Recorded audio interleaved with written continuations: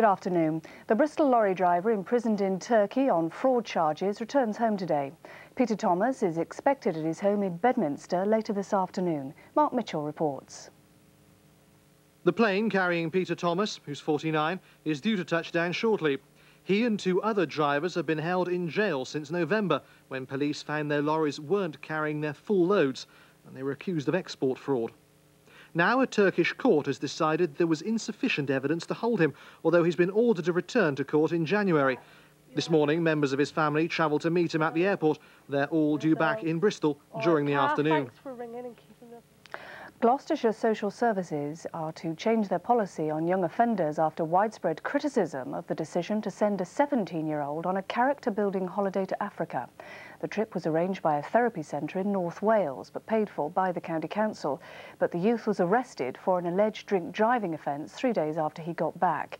Councillors have now instructed social workers not to send children anywhere that looks like an easy option to the public or other young people. Both the Home Secretary, Michael Howard, and Health Secretary Virginia Bottomley had criticised the trip. A man's been charged with arson with intent to endanger life following a fire at a house in Weston-super-Mare.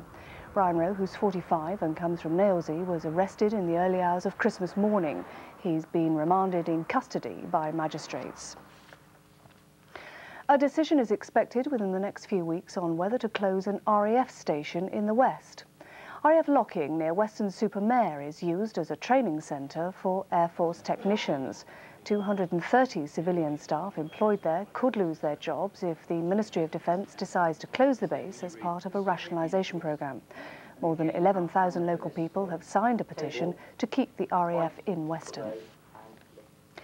The Crisis at Christmas charity, which has a base in Bristol, finishes its seasonal collection for the homeless later today. Charity workers at their St Paul's premises have collected food and clothing donated by the public over the Christmas period.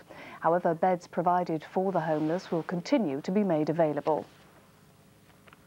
Just one local football fixture today. Swindon Town are away to Sheffield Wednesday in the Premiership.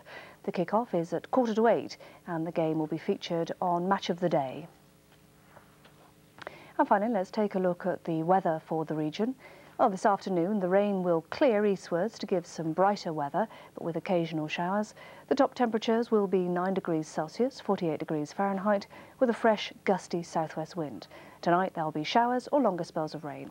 Now let's look at the national weather today with Michael Fish.